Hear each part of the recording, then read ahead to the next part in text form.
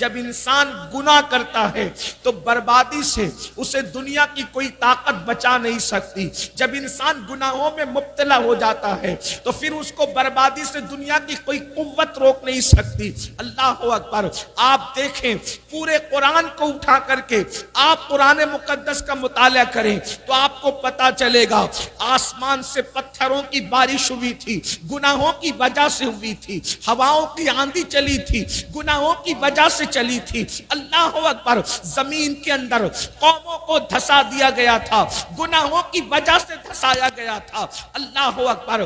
ایک عالمی طوفان آیا تھا اور اس عالمی طوفان نے لوگوں کو جب وہ پانی کے اندر غرق کر دیا تھا.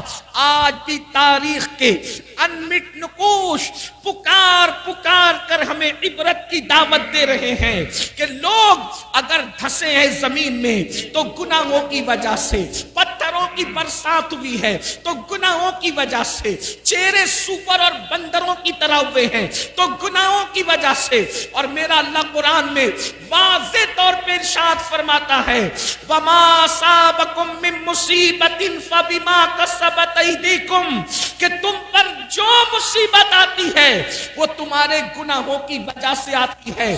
میرے پیارے آقا صلی اللہ علیہ وسلم کے پیارے دیوانوں, ہم یہ تصور کرتے ہیں, ہم یہ سوچتے ہیں مولانا گناہ کریں گے تو اس کی سزا قبر میں ملے گی, گناہ کریں گے تو اس کی سزا میدان محشر میں ملے گی.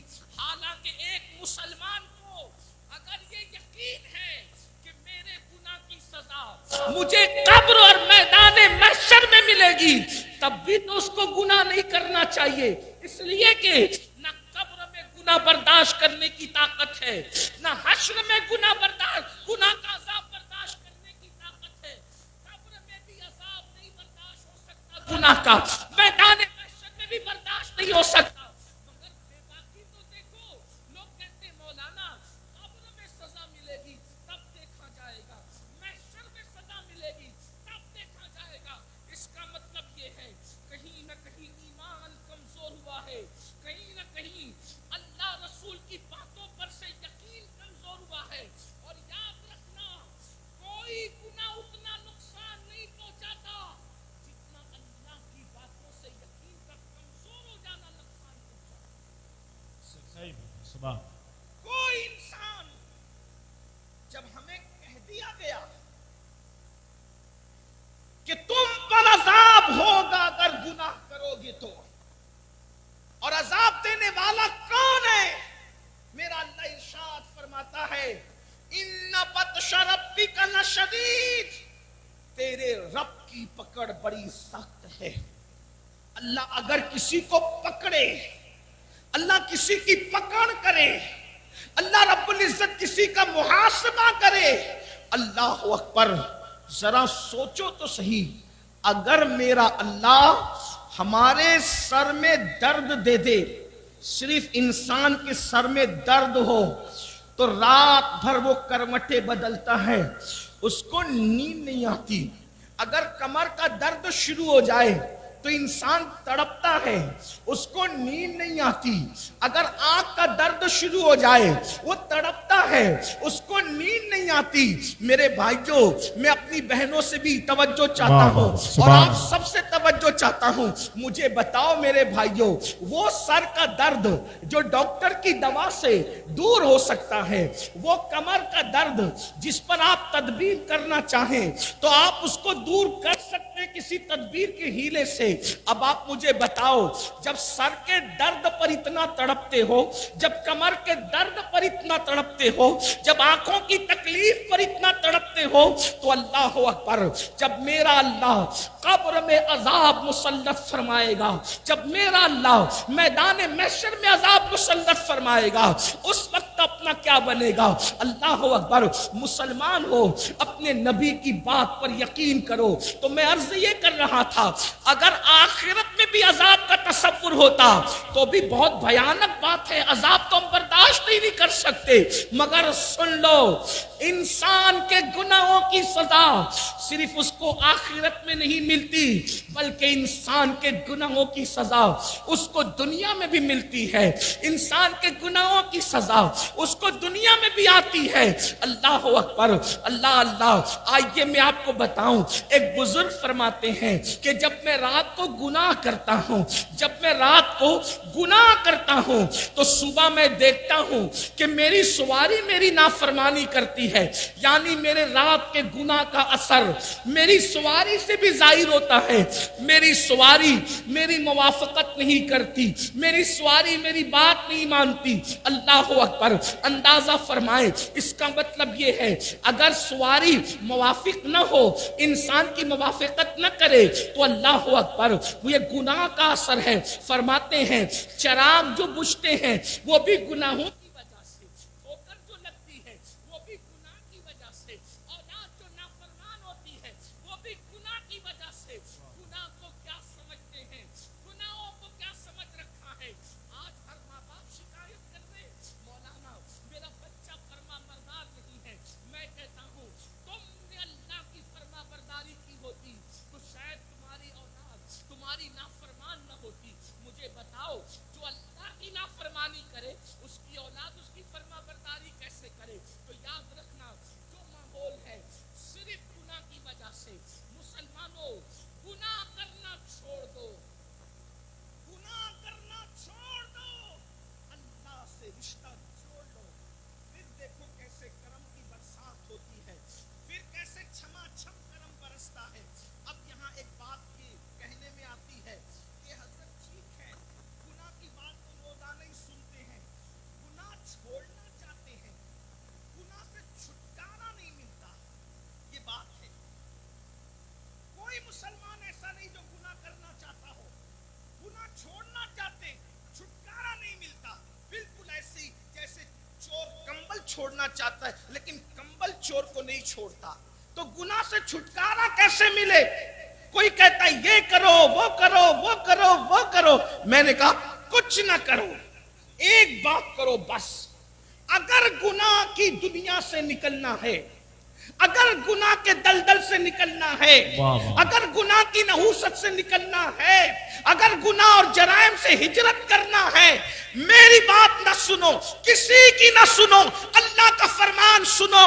گناہ سے بچنے کا سب سے بہترین دستور قرآن میں موجود ہے۔ اگر گناہ سے نکلنا ہے تو میرا اللہ فرماتا ہے نماز پڑھنا شروع کر دے، تو خود گناہوں سے نکلتا چلا جائے گا، کیونکہ نماز میں اتنی طاقت ہے، نماز میں اتنا پاور ہے۔ اللہ ارشاد فرماتا ہے ان الصلاۃ تنہا عن الفحشاء والمنکر، بے شک نماز ہر برائی سے اور بے حیائی سے روک لیتی ہے۔ پتہ چلا نماز پڑھو گے، سجدہ کرو گے، خود بخود دل میں گناہ سے نفرت پیدا ہوگی، برائیوں سے نفرت پیدا ہوگی، جرائم سے نفرت پیدا ہوگی۔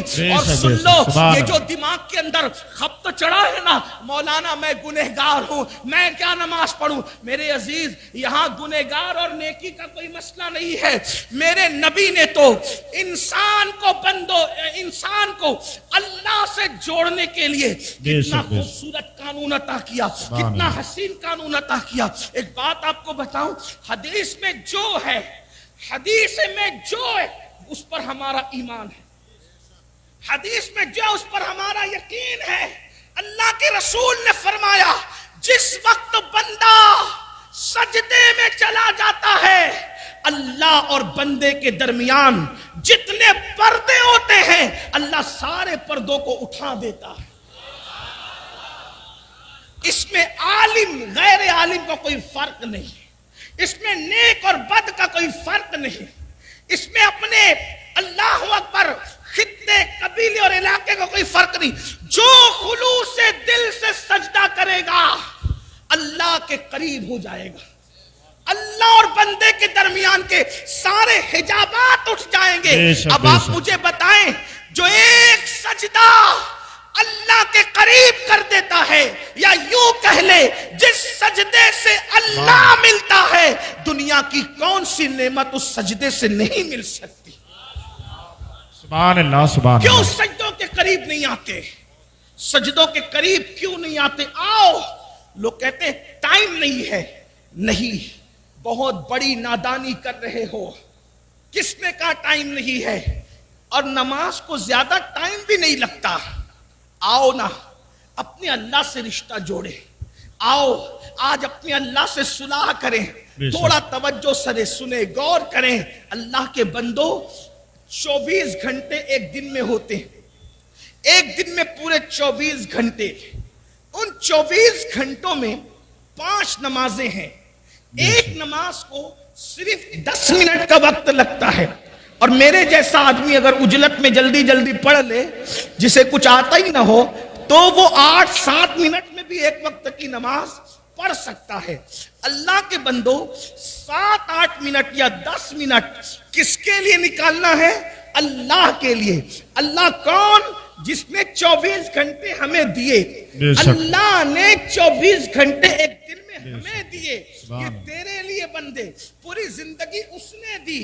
رزق اس نے دیا، روزی اس نے دیا، زندگی اس نے دیا، خوبصورت آنکھیں اس نے دی، حسین و جمیل بال اس نے دیے، لباس اس نے عطا کیا، طاقتور جسم اس نے عطا کیا، آسمان سے پانی اس نے نازل کیا. بتاؤ تو صحیح، یہ پیار کرنے والے ماں باپ اس نے عطا کیے. مسلمانوں تھوڑی دیر ذرا سوچو.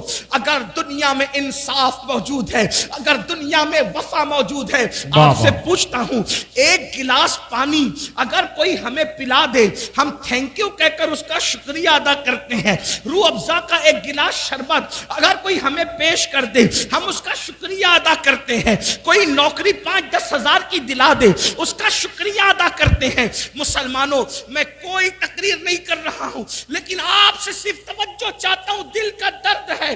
ارے نادان انسان، اگر دنیا میں وفا موجود ہے، آواز دو وفا کو. ایک گلاس پانی پلانے والے کا شکریہ، ایک گلاس شربت پلانے والے کا شکریہ، جس نے تمہارا رشتہ کسی کے گھر میں جڑوا دیا اس کا شکریہ، جس نے 5-10 ہزار کی نوکری لگا دی اس کا شکریہ.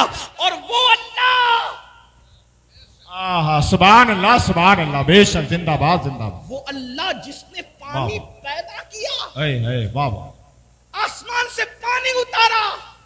اگر اللہ پانی نہ اتارتا تو کیا کسی کا باپ تمہیں گلاس بھر کے پانی دے سکتا تھا؟ نہیں. اور پھر سنو، جس کے دل میں گلاس بھر کر پانی دینے کی توفیق ہوئی، وہ توفیق کس نے ڈالی؟ اگر اللہ وہ توفیق نہ ڈالتا، سبحان واہ، تو وہ پانی دینے کی بجائے تمہارے ہاتھ سے پانی چھین لیتا. جی جی. آج مسلمان یہ کہہ رہا ہے ہم فلسطین میں کاٹے جا رہے ہیں اور یوپی میں ستائے جا رہے ہیں اور افغانستان میں یہ کی. میں نے کہا جو قوم اپنے اللہ سے غداری کرے، جی میرے جملے تلخ ہوں تو معاف کرنا، جو قوم اپنے اللہ سے، بھئی وفا بھی کوئی چیز ہوتی ہے. بے شک بے شک. جملوں کو تلخ سمجھ کر کے ناراض مت ہونا. کتے سے تو وفا سیکھنی ہوتی، کتے سے. کتا تمہارے معاشرے میں گالی سمجھا جاتا ہے. کتے کو اس کا مالک صرف ایک روٹی دیتا ہے، ایک روٹی. کتے کو اس کا مالک ایک روٹی دیتا ہے. وہ رات بھر اس لیے جگتا ہے کہ میں میرے مالک کے گھر کی رکھوالی کروں.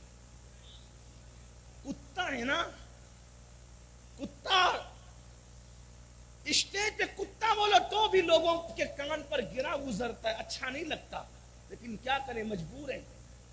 دل کا درد دیکھو، تقریر کے لیے کچھ اصول ہوتے ہیں، دل کے درد کو بیان کرنے کے لیے کوئی اصول نہیں. یہ تو بس نکلتا ہی رہتا ہے.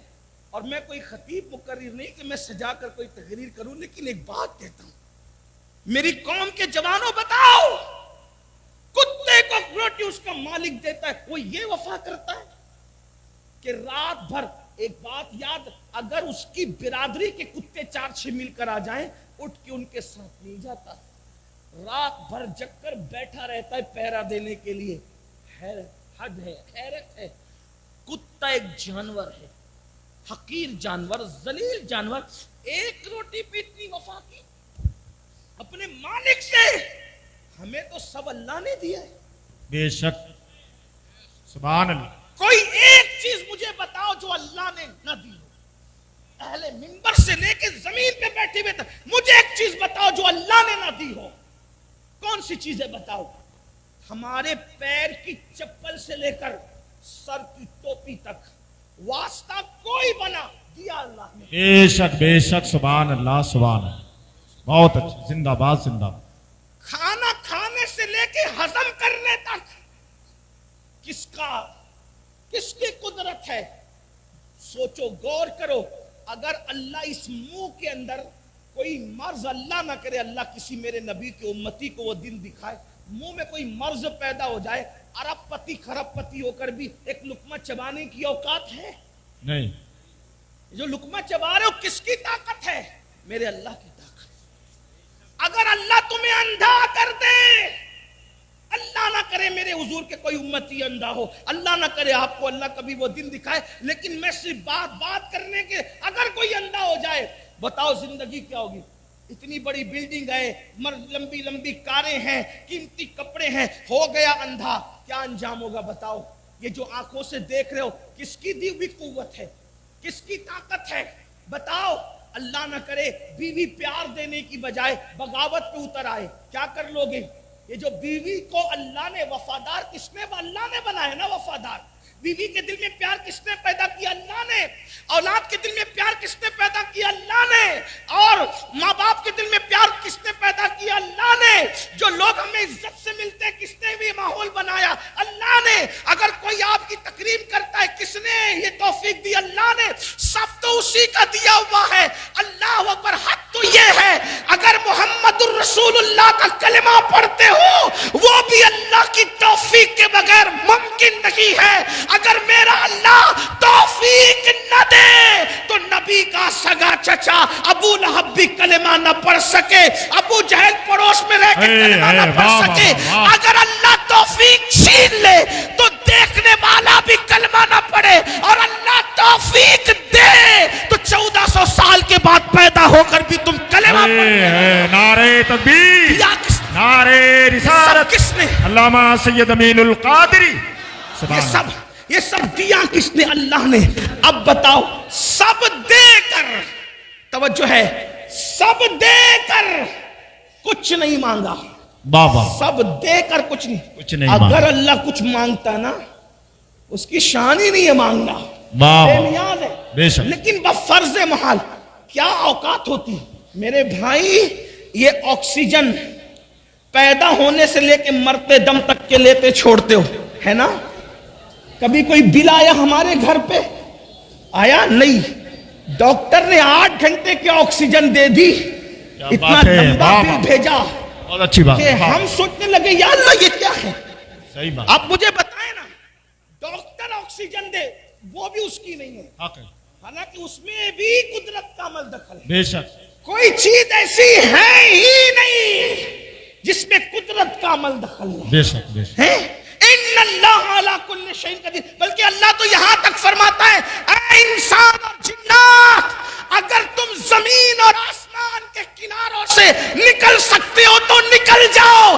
آسمان اور زمین کے کناروں سے نکلو گے تو بھی وہاں تم ہماری ہی حکومت پاؤ گے. اے سبحان اللہ. زندہ باد زندہ باد. واہ واہ. ہماری قرآن کہہ رہا ہے آسمان اور زمین کے باہر بھی اگر نکل جاؤ گے تو بھی کیا پاؤ گے؟ ہماری حکومت. چونکہ یہ دارالعلوم کا جلسہ ہے، یہ دارالعلوم کا جلسہ ہے. یا ایک بات عرض کرنا چاہتا ہوں.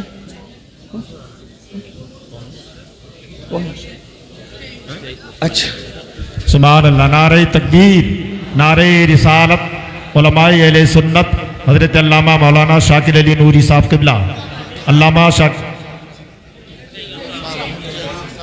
حضرت علامہ مفتی محمد ایوب صاحب قبلہ، حضرت علامہ مفتی محمد ایوب صاحب قبلہ، علماء اہل سنت مسلک اعلیٰ حضرت علامہ سید امین القادری صاحب قبلہ. نعرہ تکبیر. بیٹھے رہیں آپ لوگ، بیٹھ جائیے بیٹھ جائیے بیٹھ جائیے. آپ مت کھڑے ہوئے.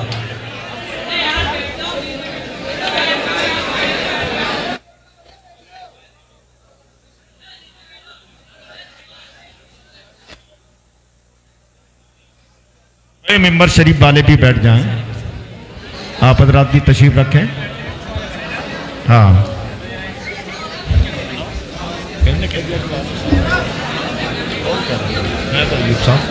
اللہ کیا آپ تو اپنے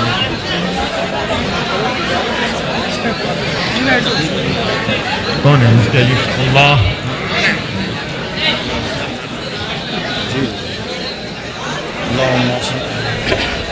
سبحان اللہ. ایک بار درود شریف پڑھنے بلند صلی اللہ علیہ نبی الامی والہ صلی اللہ علیہ اللہم صلی علی سیدنا و رسول مولانا اللہ. محمد معدن الجود والکرم والہ الکرام وابنہ الکریم و امتہ الکریمہ یا اکرم الاکرمین وبارک وسلم صلاۃ و سلام علیک یا جد الحسن والحسین. اہل سنت و جماعت کی اس علاقے کی عظیم دینی مرکزی درسگاہ جامعہ نعیمیہ مراد آباد کے ایک عظیم عالم دین حضرت علامہ مفتی ایوب صاحب قبلہ نعیمی مدظ اللہ العالی کی تشریف آوری. حضرت کا استقبال ہے. حضرت کی دعائیں لیتے ہوئے گفتگو کو آگے بڑھائیں. ایک بار درود شریف بلند آواز سے پڑھنے آپ. اللہم صلی علی سیدنا و شفیعنا اللہ رب محمد صلی اللہ علیہ وسلم نحن عباد محمد صلی اللہ علیہ وسلم صلاۃ و سلام علیک یا جد الحسن والحسین. توجہ اگر آپ کی ہے تو بات کہ اللہ فرما رہا ہے اگر زمین اور آسمان کے کناروں سے اے جن و انس نکل سکتے ہو تو نکل جاؤ, تم وہاں بھی ہماری حکومت پاؤ گے. دارالعلوم کا جلسہ ہے, لوگ سائنس پر بہت سینہ پھلا رہے ہیں. دیکھیے قرآن سائنس کے علوم کے لیے کیسے رہنما اصول فراہم کر رہا ہے. اس لیے کہ اللہ کی کتاب تمام علوم کا سرچشمہ ہے. بے شک جس وقت قرآن نے یہ کہا اے جن و انس اگر تم زمین اور آسمان کے کنارے سے نکل سکتے ہو تو نکل جاؤ, وہاں بھی ہماری حکومت پاؤ گے. مطلب کیا؟ اس وقت تو لوگوں کو شعور اور ادراک ہی نہیں تھا کہ کوئی زمین کے کنارے سے بھی باہر نکل سکتا ہے. یہ ممکن ہے زمین کے کنارے سے باہر نکلنا. یہ بنیاد کس نے فراہم کیا؟ اس بنیاد کو فراہم کرنے والی کتاب کو قرآن مقدس کہتے ہیں. سبحان اللہ. اور پھر یہ بھی بتا دیا جہاں جاؤ گے وہاں کوئی اور نہیں, اللہ ہی کی حکومت پاؤ گے. اس کا مطلب یہ کہ اللہ کی حکومت اور حکمرانی سے تم کہیں باہر نہیں جا سکتے. اس کی حکومت ہر جگہ ہے. تو عرض یہ کر رہا تھا اللہ نے قوت دی, اللہ نے طاقت دی, اللہ نے دیکھنے کی قوت دی, سننے کی قوت دی, کھانے کی قوت دی, پینے کی, ہر نعمت تو اللہ نے دی ہے. اس کی نعمت کا شمار نہیں کر سکتے, اس کی نعمتوں کو گن نہیں سکتے. اللہ اکبر. میرے عزیز میرے بھائی, ایسی نعمت جس پر کبھی آپ نے توجہ بھی نہیں کی ہوگی. یہ آنکھیں بار بار جو ہے پلکیں بند ہوتی ہے کھلتی ہے, بند ہوتی ہے کھلتی ہے. کیوں یہ نعمت کیوں ملی؟ آخر پلک کے بالوں کا کام کیا ہے؟ لیکن ذرا سا اس کو کاٹ کر کے کوئی دیکھے, اگر یہ پلک کے بال بار بار کھلنا اور بند کرنے کا نظام نہ ہو تو ہماری آنکھوں کا انجام کیا ہوگا, ہماری آنکھوں کی کیفیت کیا ہوگی؟ گویا کہ سیکورٹی گارڈ کے طور پر اللہ نے ان پلک کے بالوں کو پیدا کیا ہے. یہ نعمت کس کی دی ہوئی؟ اللہ کی. اور آپ کتنی سادگی سے کہہ دیتے ہو مولانا نماز کے لیے ٹائم نہیں ہے. وہ اللہ جس نے سب دیا میرے بھائی, ہر نعمت دیا میرے بھائی, اس اللہ کے لیے ٹائم نہیں. اور پھر ایک وقت کی نماز کے لیے صرف 10 منٹ کا ٹائم ہے, 10 منٹ بس, اس سے زیادہ نہیں. اب 5 وقت کی نماز پڑھو گے تو 50 منٹ کا ٹائم لگے گا, پھر بھی وقت نہیں نکالتے, پھر بھی ٹائم نہیں نکالتے. تو یاد رکھنا اگر نہیں نکالو گے نا اللہ کے لیے ٹائم تو پھر اللہ کا عذاب ہے. ان بطش ربک لشدید، تیرے رب کی پکڑ بڑی سخت ہے. اب آئیے اللہ اکبر، ایک کتاب ہے جو سرکار غوث اعظم شیخ عبد القادر جیلانی کی طرف منسوب ہے، اس کتاب کو غنیۃ الطالبین کہتے ہیں. میں وہاں سے حضور غوث پاک شیخ عبد القادر جیلانی رضی اللہ تعالیٰ عنہ نے ان کے نانا جان کی ایک حدیث لکھی ہے، میں اس کو بطور مفہوم پیش کرتا ہوں. اگر آپ نماز نہیں پڑھو گے، 10 منٹ کا ٹائم نہیں نکالو گے، نقصان کتنا ہے، کتنا گھاٹا ہے، کتنا خسارہ ہے. تو اللہ کے حبیب غیب دا نبی صادق و مصدوق خاتم النبیین صلی اللہ علیہ وآلہ وسلم ارشاد فرماتے ہیں، حدیث پاک کا مفہوم ہے کہ جو بندہ نماز ترک کر دے. اب نماز چھوڑنے کا نقصان کیا، اس پر میں اپنی بات پوری کروں گا، لیکن آپ سب کی توجہ، بہت توجہ، اپنی بہنوں کی بھی خاص توجہ. یہ صرف بہانے میرے عزیز، بہت بہانے کی ٹائم نہیں ملتا، جھوٹ ہے، بہت جھوٹ ہے. اگر نماز کے لیے ٹائم نہیں، فیس بک کے لیے وقت کہاں سے، یوٹیوب کے لیے وقت کہاں سے، دوستوں کی محفل کے لیے وقت کہاں سے، غب شپ کے لیے وقت کہاں سے، یہ سارے فضول کاموں کے لیے وقت کہاں سے. آج جتنا ٹائم اپنے پاس ہے، اس سے پہلے اتنا ٹائم لوگوں کے پاس نہیں تھا.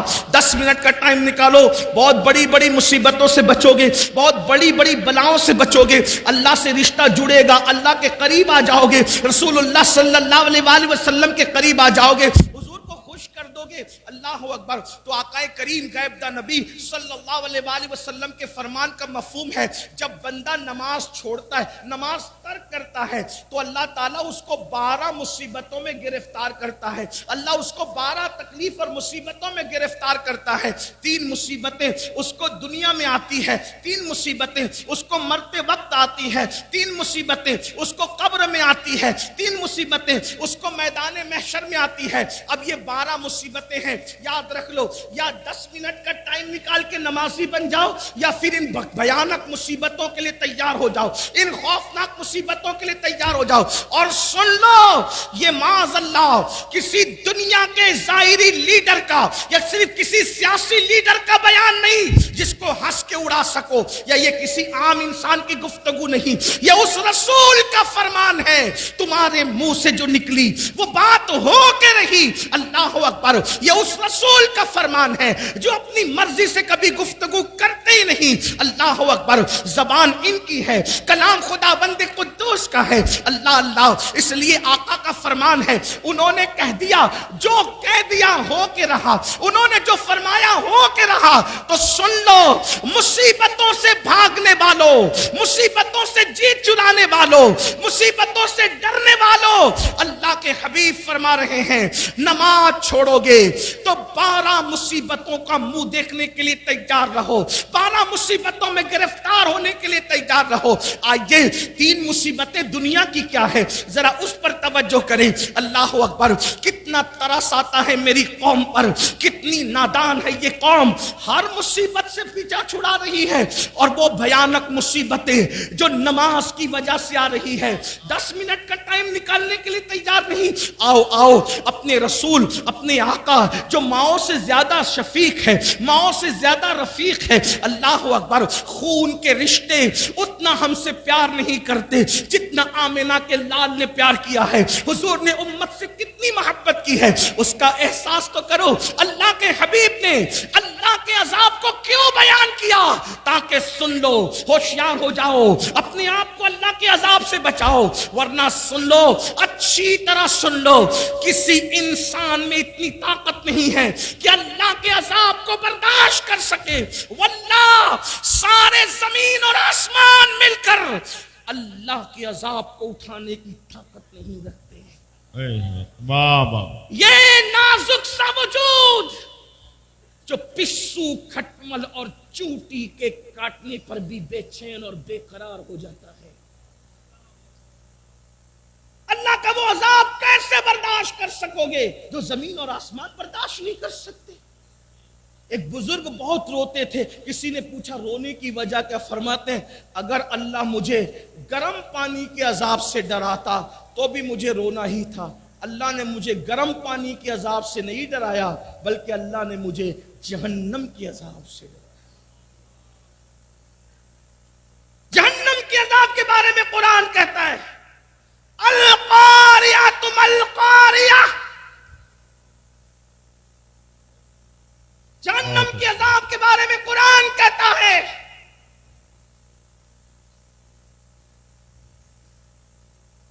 میرا اللہ ارشاد فرماتا ہے جہنم کے عذاب کے بارے میں، اور کیا فرما رہا ہے؟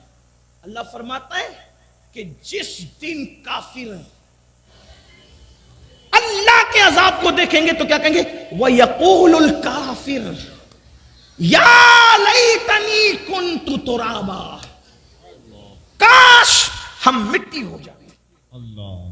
وہ مٹی ہونے کی تمنا کریں گے، اللہ کے عذاب کو دیکھ کر کے وہ مٹی ہونے کی تمنا کریں گے۔ اللہ کے عذاب کا حال کیا ہے میرے عزیز میرے بھائی؟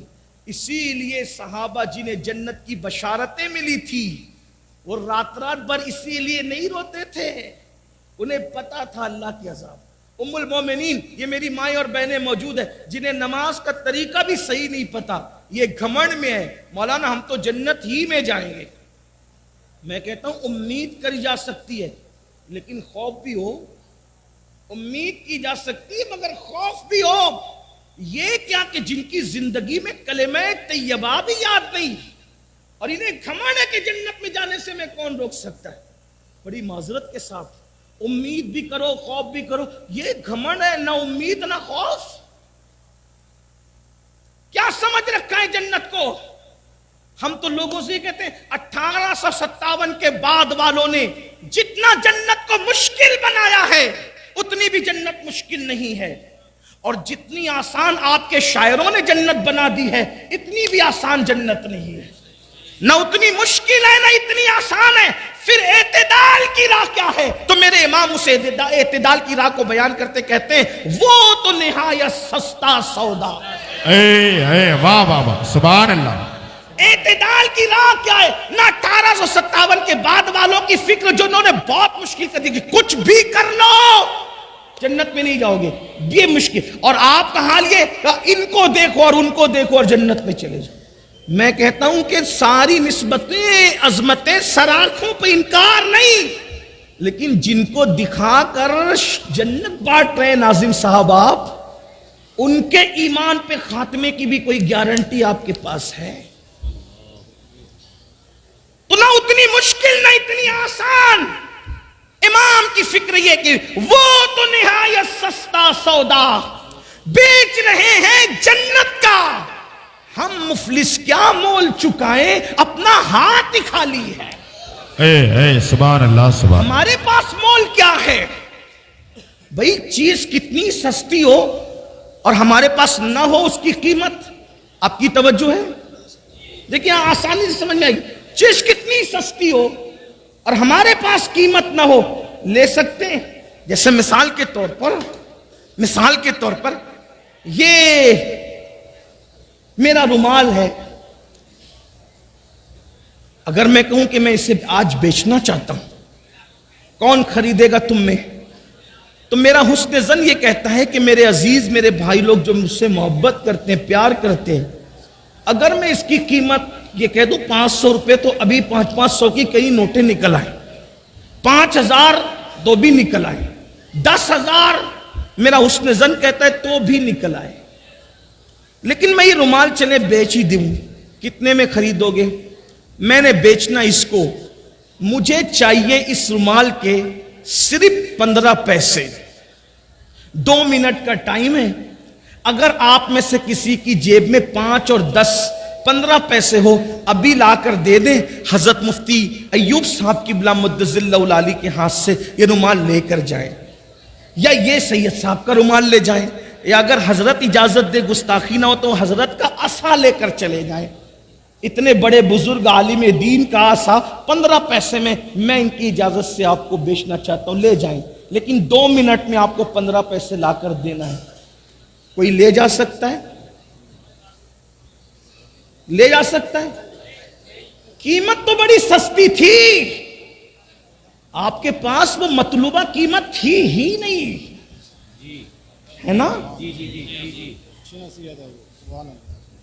15 پیسے کیا بظاہر کوئی حیثیت تو نہیں رکھتے نا، 15 پیسے تو آپ کا بھکاری بھی نہیں لیتا، بھکاری کو دو، ارے بچہ چھوٹا تھا وہ بھی پھینک دے گا یہ کیا ہے، میں نہیں جانتا یہ کون سا سکہ ہے، آپ کا 3-4 سال کا بچہ بھی نہیں، لیکن آج اس قیمت کو میں نے مانگا آپ نے نہیں دیا، وجہ عصا تو سستا تھا، مطلوبہ قیمت ہی آپ کے پاس نہیں تھی، ہے نا؟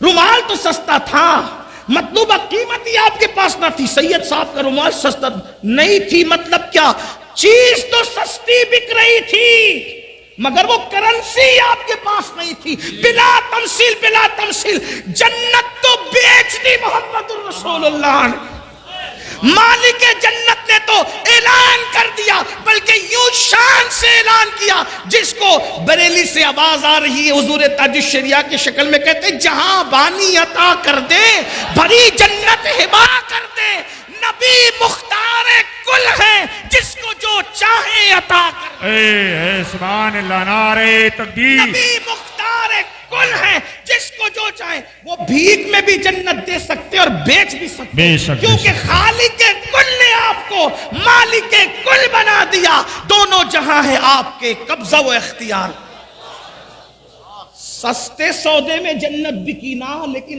آپ کے پاس ہے کیا؟ ایک نیکی پر بھی جنت مل سکتی ہے، ایک نیکی ہو بھی تو نا، توجہ ہے آپ کی، ایک نیکی ہو بھی تو نا، بڑی معذرت کے ساتھ کان کھول لو اپنے، بہت سے ایسے ہوں گے جن کو یہ غرور ہے آج کہ میں بہت نیک ہوں، لیکن جب میدان محشر میں اعمال نامہ ہاتھ میں آئے گا تو پتہ چلے گا کہ میرے پاس تو کچھ ہے ہی نہیں، ہمارے پاس تو کچھ ہے ہی نہیں، ایک نیکی بھی نہیں ہوگی، وجہ جو نہیں پڑھتے نماز وہ تو نہیں پڑھتے، جو پڑھتے ان کا حال کیا ہے؟ اللہ کے رسول علیہ السلام فرماتے، توجہ کرنا، آقا فرماتے جس کے سینے میں کسی مسلمان کے لیے کینہ ہوتا ہے اس کے سجدے اور اس کی دعا اس کے سر کے اوپر بھی نہیں جاتی،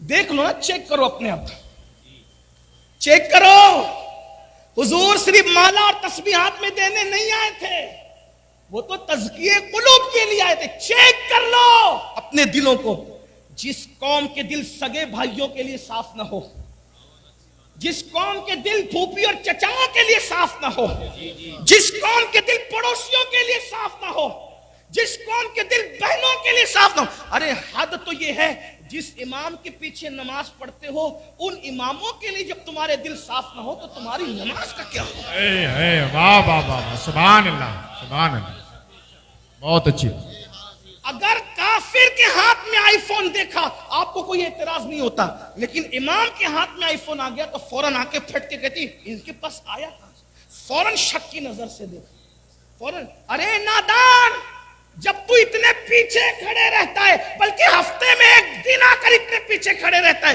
اللہ تجھے اتنا عطا کرتا ہے، جو سب کے آگے کھڑے رہتا ہے اس پر عطا کا عالم کیا ہو؟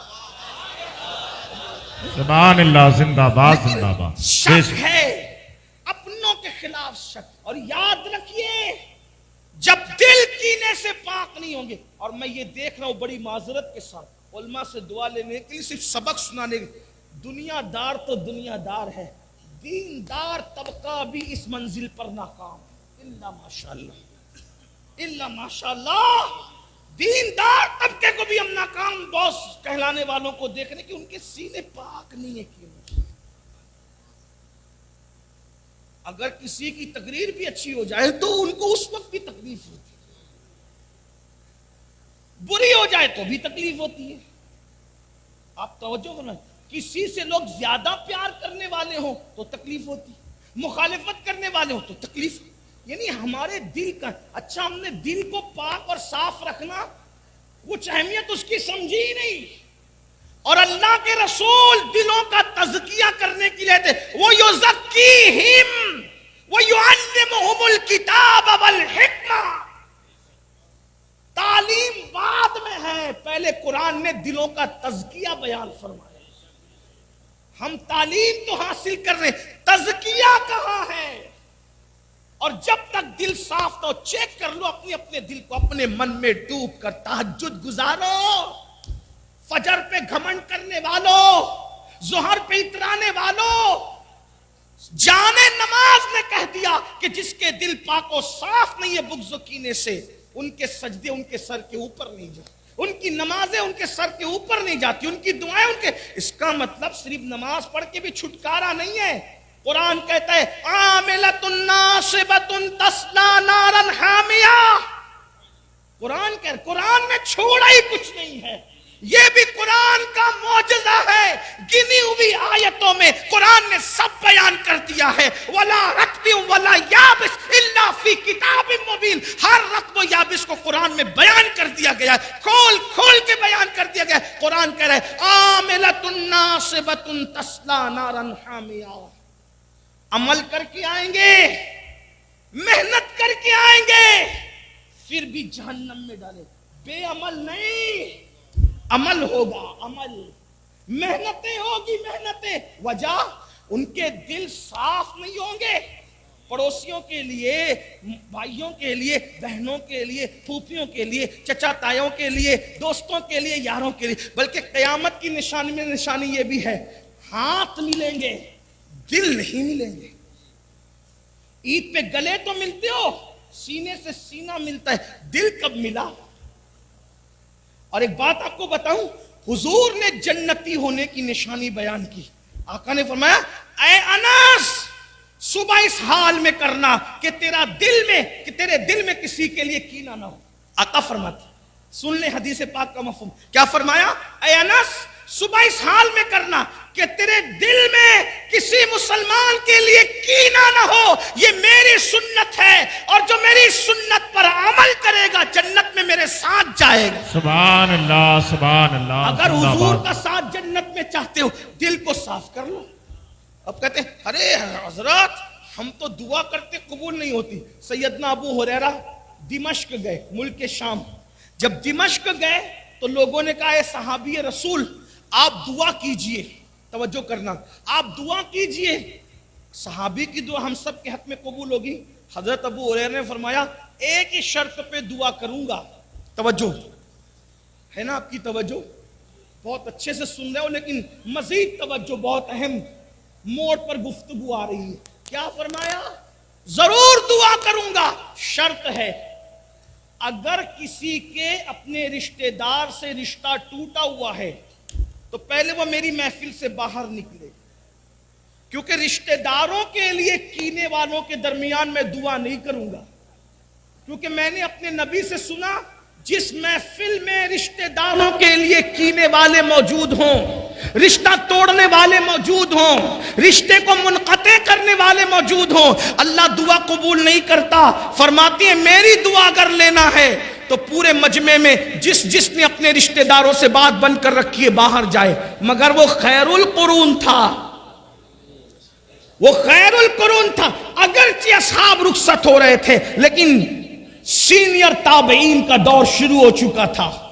پتہ ہے جب پورے مجمع میں دمشق میں اعلان ہوا کہ دل میں کینے رکھنے والے اور رشتے توڑنے والے محفل کے باہر نکلیں، تو پوری محفل میں کوئی بھی ایسا نہیں تھا جو جائے سوائے ایک جوان کے. وہ جوان اٹھا اور اٹھ کے جانے کے بعد فوراً گھر پہنچا، اپنی پھپھی کے پاس گیا. کہا پھپھی اماں مجھے معاف کر دو، میں نے تم سے بات بند کر رکھی تھی. وہ پھپھی نے کہا اب ہوش آیا تجھے؟ کہا ہوش اس لیے آیا کہ حضرت ابو ہریرہ نے اپنی محفل سے مجھے نکال کے بھگا دیا کہ جب تک کہ رشتوں کو کاٹنے والے، دل میں کینہ رکھنے والے میں موجود ہوں گے میں دعا نہیں کروں گا. تو پھپھی امی اب صحابی کی دعا کی برکتیں لینی ہے تو میں تمہارے ساتھ صلح کرنے کے لیے آ گیا.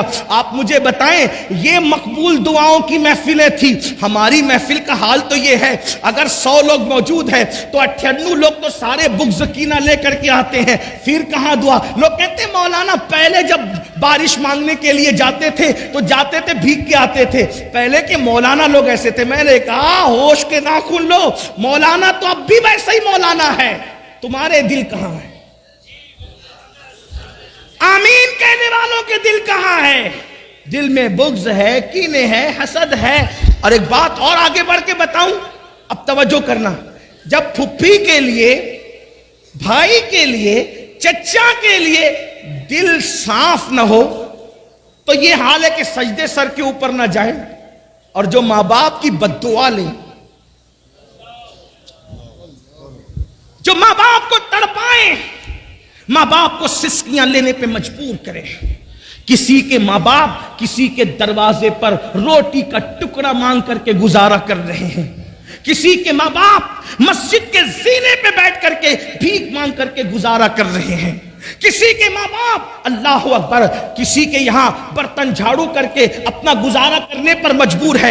اے میری قوم کے جوانوں یاد رکھو, جب تک کہ اللہ کے بندوں کو خوش نہیں کرو گے اس وقت تک اللہ آپ سے ہم سے راضی نہیں ہوگا. سرکار غریب نواز رضی اللہ تعالیٰ نے ارشاد فرماتے ہیں کہ بندوں کے دل سے اللہ تک پہنچنے کا راستہ جاتا ہے, یعنی جب تک دلوں کو خوش نہیں کرو گے اس وقت تک تم اللہ کو راضی نہیں کر سکتے. حضرت سیدنا امام جعفر صادق کا قول ہے, روئے زمین پر جتنے ذرات ہیں اس سے زیادہ اللہ تک پہنچنے کے راستے ہیں. اللہ تک پہنچنے کا سب سے قریبی راستہ جو ہے وہ اللہ کے بندوں کو خوش کرنا ہے, ان کی خدمت کرنا ہے. مجھے بتاؤ, جب عام بندوں کو خوش کرنے پر, عام بندوں کی خدمت کرنے پر اللہ یہ مرتبے عطا فرماتا ہے, تو وہ لوگ جو اپنے ماں باپ کی دعائیں لیتے ہیں, وہ لوگ جو اپنے ماں باپ کو خوش کرتے ہیں, وہ لوگ جو اپنے ماں باپ کی خدمت کرتے ہیں, بڑی معذرت کے ساتھ کچھ ایک طبقہ نماز کی طرف تو آ گیا, ایک طبقہ داڑھی کی طرف تو آ گیا, ایک طبقہ ٹوپی کی طرف تو آ گیا, لیکن جب ان کی پرسنل لائف میں جھانک کر دیکھو, ان کی نجی زندگی میں دیکھو, تو ان کا سلوک ماں باپ کے ساتھ کچھ اچھا نہیں ہے. اللہ اکبر, ماں باپ پر ہزاروں تقریریں ہوتی ہے, درجنوں تقریریں ہوتی ہے, اثر کیا ہے؟ بڑی معذرت کے ساتھ چلیں دوسروں نے جو کہا ان کو چھوڑیں. مسلک اعلیٰ حضرت میں ماں باپ کی کیا اہمیت؟ وہ کیا مسلک کا نعرہ لگاتے ہیں؟ ہم مسلک کا نعرہ, ہمارا حال یہ ہو گیا میٹھا میٹھا ہپ ہپ, کڑوا کڑوا تھو تھو. مسلک اعلیٰ حضرت میں جہاں اشداء علی الکفار ہے, وہیں پر رحماء بینہم بھی ہے. ہم نے اشداء علی الکفار کو ہائی لائٹ کیا, کرنا بھی تھا اور ہونا بھی چاہیے, لیکن شاید ہم نے رحماء بینہم کو بلا دیا. اسی لیے جو نرمی ایک دوسرے کے لیے ہونا چاہیے, بعض لوگوں میں, بعض کی بات کر رہا ہوں سب کی نہیں, بعض لوگوں میں کہیں نہ کہیں وہ چیز اٹھ گئی. نعرہ تو لگائے گا جلسے میں مسلک اعلیٰ زندہ باد, نبی کا دامن نہیں چھوڑیں گے, غوث کا دامن, اور گھر پہ ماں کو ڈانٹ کے آیا ہے, بس کر تجھے کتنا پیسہ دوں دوائی کے. سب ایسے نہیں ہوتے, لیکن میں بات کر رہا ہوں جوانوں کی.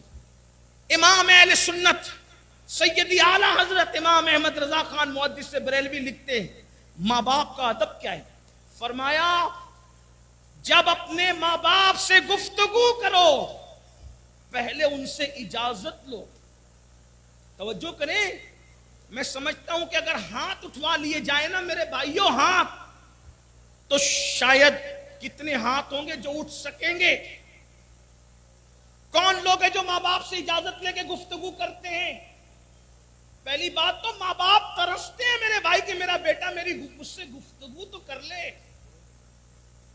فون پر لگے ہوئے ہیں کسی لڑکی سے ناجائز تعلقات بنانے میں, گھنٹوں اس کو پٹا رہے, پھسلا رہے, اور ادھر بوڑھی ماں انتظار کر رہی میرا بیٹا مجھ سے بات تو کر لے, مجھ سے میری خیریت تو پوچھ لے. یہ حالات ہیں.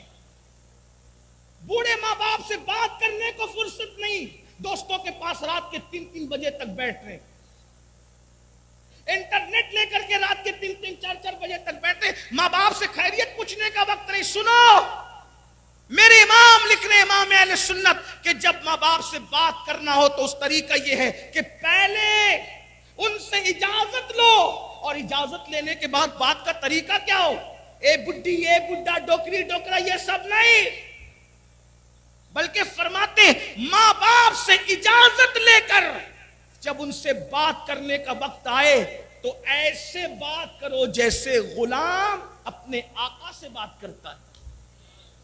یہ ہمارے یہاں گفتگو کرنے کا انداز ہے. کسی کے پاس دنیا کی ساری نعمتیں ہوں, مال ہو، ملال ہو، یہ ہو، اقتدار ہو، سب کچھ ہو، اگر ماں باپ کی رضا اس کے دامن میں نہیں ہے، ماں باپ کی خوشی اس کے دامن میں نہیں ہے، اس سے بڑا ناکام انسان کوئی نہیں۔ ماں باپ کا دل دکھانے والا ایک دن زوال پذیر ضرور ہوگا، ماں باپ کو تکلیف پہنچانے والا ایک دن ذلت کے گھاٹ ضرور اترے گا، ماں باپ کے دل کو اذیت پہنچانے والا، ماں باپ کی بد دعا لینے والا ایک دن برباد ضرور ہوگا۔ علامہ زمخشری آخری عمر میں لنگڑے ہو گئے تھے، لنگڑے، تفسیر کشاف کا مصنف علامہ زمخشری لنگڑے ہو گئے۔ کسی نے پوچھا حضرت اتنے بڑے مفسر قرآن، اتنے بڑے عالم، آپ لنگڑے ہو گئے؟ فرمایا یہ میری ماں کی بد دعا کا نتیجہ ہے۔ میرا بچپنا تھا، بچپنے میں ماں کی زبان سے بد دعا نکل گئی، اور یاد رکھنا ماں باپ کی دعا بھی اثر دکھا کے رہتی ہے اور بد دعا بھی اثر دکھا کے رہتی ہے۔ اللہ کے بندو، زمخشری کہتے ہیں کہ ایک دن میں بچپنے میں چڑیا کے ساتھ کھیل رہا تھا، چڑیا کے پاؤں میں نے دھاگا باندھ رکھا تھا اور چڑیا کو چھوڑ دیتا اور وہ اڑتی چلی جاتی، پھر چڑیا کو دھاگے سے پکڑ لیتا، پھر وہ میرے پاس آ جاتی۔ ایسا ہوا کہ چڑیا کو میں نے چھوڑا اور وہ جا کے گھونسلے کے اندر گھس گئی اور پیروں سے گھونسلہ پکڑ کے بیٹھ گئی۔ میں نے کھینچا کھینچا کھینچا، نہیں نکلی، زور لگایا تو چڑیا کی ٹانگ جو ہے وہ دھاگے میں آ گئی۔ میری ماں کو غصہ آیا، ماں نے کہا زمخشری تو نے ایک چڑیا کا پیر توڑ ڈالا۔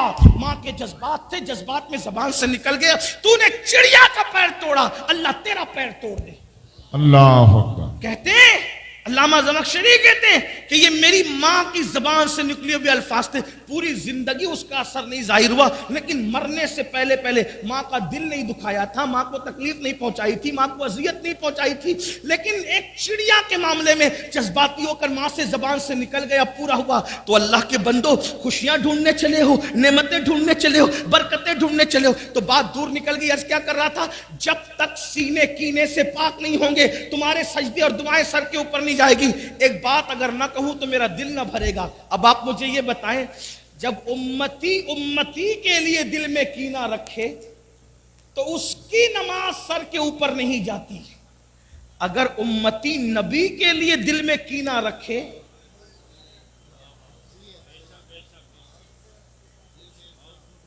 پھر وہاں تو نماز کا تصور ہی ختم ہے۔ اور کینے کا اثر کب پتا چلتا ہے؟ توجہ چاہتا ہوں، میں کسی کو ٹارگٹ نہیں کر رہا ہوں، صرف سعادت مند روحوں کو آواز دینا چاہتا ہوں۔ کینے کا تصور کب پتا چلتا ہے؟ توجہ، کینے کا اثر اس وقت پتا چلتا ہے کہ اللہ نہ کرے کسی کے دل میں علامہ ایوب صاحب کے لیے کینہ ہو، مفتی ایوب صاحب کے لیے کینہ ہوا، میں نے جہاں تعریف شروع کی اس کا منہ اترنا شروع ہوگا۔ یعنی کہ جس کے لیے دل میں کینہ ہوتا ہے اس کی تعریف انسان سے برداشت نہیں ہوتی۔ کینے کی یہ علامت ہے۔ نمبر دو، جب کسی کے لیے دل میں کینہ ہو اس کی لوگ تعظیم اور عزت کریں تو بھی انسان سے برداشت نہیں ہوتی۔ تو اب دنیا میں کن کے سینوں میں نبی کے لیے کینہ ہے؟ اگر تلاش کرنا ہو تو پھر ہم سلیکشن نہیں کریں گے کیونکہ ہمارے پاس کوئی علم غیب نہیں ہے، لیکن علامتیں تو ہے نا۔ جب علامہ مفتی ایوب صاحب کی تعریف کسی کو برداشت نہ ہو تو ہم سمجھتے اس کے دل میں کینہ ہے۔ سید فرید میاں کی تعریف برداشت نہ ہو ہم سمجھتے دل میں کینہ ہے۔ ہم ان کی عزت کریں تو وہ بے چین ہو جائے، سمجھ جاتے دل میں کینہ ہے۔ اب دنیا میں ڈھونڈو ایسے لوگوں کو کہ کلمہ پڑھ کے بھی کوئی اتنا بدنصیب ہے کہ نبی کے لیے کینہ رکھتا ہے، تو دیکھ لو اگر ہیرو ہیروئن کے زلف و رخسار کی تعریف کرے تو لوگوں کو کوئی تکلیف نہیں ہوتی، اور نبی کی نعت شروع کر دو تو لوگ ادھر ادھر دیکھنے لگتے ہیں۔ پتا چلا جن کو ہیروئن کی زلف و رخسار کی تعریف بے چین نہیں کرتی ان کو واللیل والے چہرے والے کی تعریف اگر بے چین کر دے، پھر کسی برادری کا ہو، کسی خطے کا ہو، کسی قبیلے کا ہو، کسی ذات کا ہو، کسی بات کا ہو، کسی بھی ڈگری کا مالک ہو، وہ سب کچھ ہو سکتا ہے لیکن رسول اللہ کا وفادار نہیں ہو سکتا۔ آپ دیکھیں کتنوں کا برتھ ڈے روز منایا جاتا ہے کسی کو تکلیف کچھ کہنے کی، لیکن جب رسول اللہ کا میلاد آتا ہے تو کہتے ہیں کہاں لکھا ہے، کہاں لکھا ہے؟ میں نے کہا اللہ کے بندو، اتنی میلادیں تم نے ہضم کر لی, تکلیف نہ ہوئی؟ ایک آمینہ کے لال کی میلاد, ایک آمینہ کے لال کی میلاد. اور پھر میں کہتا ہوں کسی کی میلاد ہمارے لیے وہ اہمیت نہیں رکھتی. آمینہ کے لال کی میلاد صرف کسی کی ولادت نہیں بلکہ وہ یوم انقلاب ہے. واہ واہ سبحان اللہ سبحان اللہ بے شک. کعبہ بتوں سے کب پاک ہوا؟ اسی میلاد کے بعد. شیطان کا قبضہ دنیا سے کب ختم ہوا؟ اسی میلاد کے بعد. بچیوں کا زندہ دفن ہونا کب بند ہوا؟ اسی میلاد کے بعد. لوگ رحمان کا کلمہ پڑھنے والے کب بنے؟ اسی میلاد کے بعد. نماز پڑھنے والے کب بنے؟ اسی میلاد کے بعد. مکے جیسے کفرستان میں لبیک اللہم لبیک لبیک لا شریک لک لبیک کی اگر گونج ہوئی ہے اسی میلاد کے بعد. پتا چلا وہ صرف کسی کی میلاد نہیں بلکہ یوم انقلاب ہے. لیکن رونا تو اس پر ہے نا میرے بھائی, انسان اتنی میلادیں ہضم کر گئے. ایک میلاد, ایک, اور پھر اس پر طرفہ یہ کہ کچھ لوگ اتنے آگے بڑھتے, مجھے نہیں ابھی تک پتا چل